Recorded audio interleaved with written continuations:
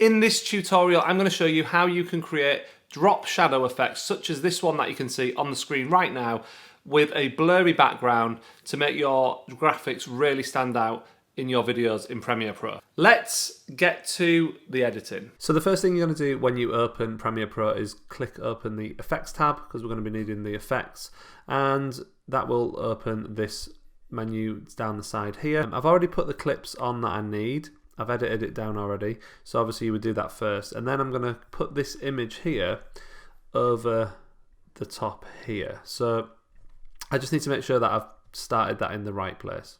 In this tutorial, I'm going to show you how you can create drop shadow effects, such as this one. Okay, now as you can see, the picture, it fills the complete screen here. So what I need to do is just go across here to effects, effect controls, and what I'm going to do, I'm just going to adjust the scale of the picture here.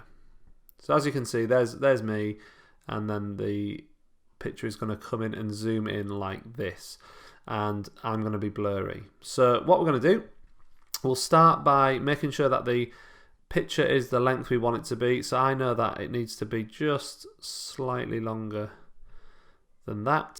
So what I need to do, first thing, we're going to use two different effects on this particular tutorial. One of them is drop shadow, obviously, and the other one is blur. So first of all, I'm going to go to video effects. I'm going to click on blur and sharpen, and I'm going to click on directional blur.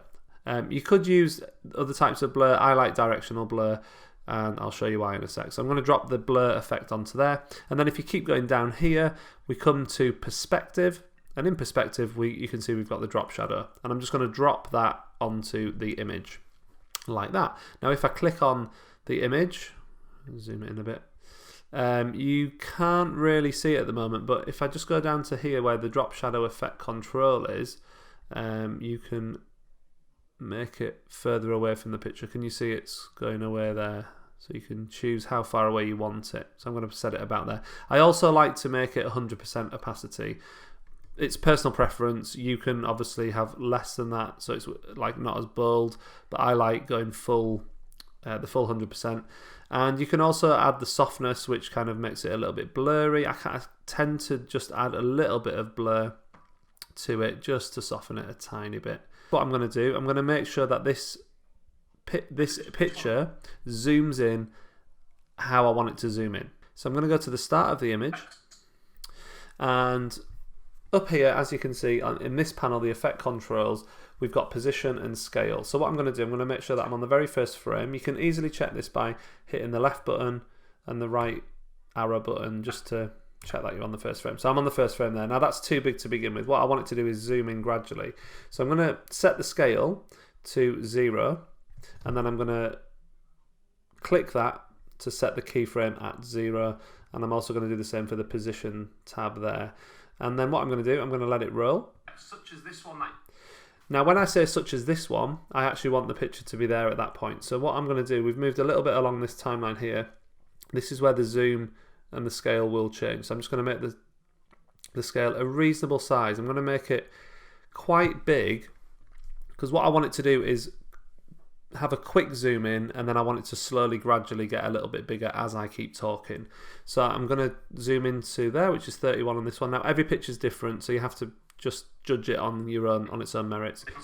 Now as I go through the clip, before I get to the end here, I want it to have maxed out the size. So I'm going to just keep zooming out a bit more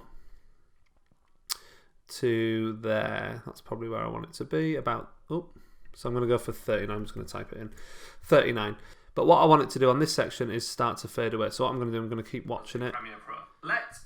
Now, what I normally do here, I normally go to the end, so the frame's disappeared there. If I go back one, that's the very last frame with the picture in. I normally count about 5 to 8 frames backwards from that. So that's 8 frames backwards, and I'm just going to set the scale as it is there. I'm going to do it the same. And then what I'm going to do is move it forward the 8 frames. Okay, so I'm on the last frame, and then I'm going to set that to 0. But I'm also just going to change the position and make it slide off to the right. Okay, so when we watch that back now, you'll be able to see what happens. In your videos in Premiere Pro. So as you can see, it whisks away fairly quickly. There we go. Now all I have to do is add the blur. So I'm just going to make sure I've got blur on both frames, because as you can see that it overlaps. The reason I do that is it hides the cut. So if I hide the cut, it's just a bit smoother. So I'm also going to put the directional blur on the second clip as well, and I'm going to make sure that that setting, when that clip changes to the second clip, it's at the same point as the end of this clip. So first things first, obviously it's not blurry at all at the moment. I've selected the clip, I go down to directional blur, and then what I like with directional blur, I like it to be about 40 because it gives a nice diagonal effect.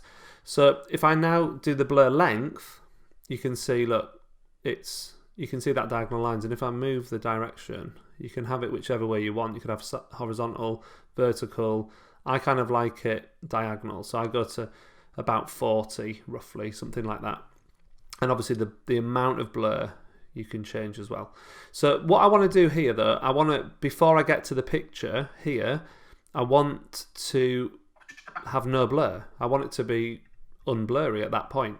So I set the keyframe there, then I play the video. Shadow effects such as this. Now as the video appears, what I want is for when it gets to that point where it's kind of done the quick zoom in, I need to be fully blurry at that point. So at that point I set a keyframe here like that, and I'm going to set it to about 150, so it's quite blurry. So if we watch that now, Shadow effects such as this one that you can see on, you can see it kind of smoothly comes in. Stand out in your videos in Premiere Pro. So as you can see, when it gets to that point, the second clip is not blurry at all. So what I need to do is check that the settings are the same. So I've got a direction of 42, the blur of 152, so I just need to set that the same on this one. And as you can see now, when it goes between these two clips, it stays the same, the background stays the same. Premiere Pro. But when I get to that point and the picture's gone, I'm still blurry. So this is where I need to set more keyframes on this particular clip. So I'm just going to set the keyframe there, and then as I play it through, it disappears, but I'm still blurry. So what I need to do is just count the frames back, and what I do is I take it back to when the picture is at its biggest. I set the keyframe at that point to what it already is, so it's 152, and then as it disappears, I want it to become clear again, not blurry. So I'm just going to set that to 0. Okay, and then that's it. So if we play that little end bit through, you'll see Premiere Pro. Let's get to the editing. It whisks away and I come back into focus. So that is how you use directional blur and drop shadow effects to create a really cool look in your videos.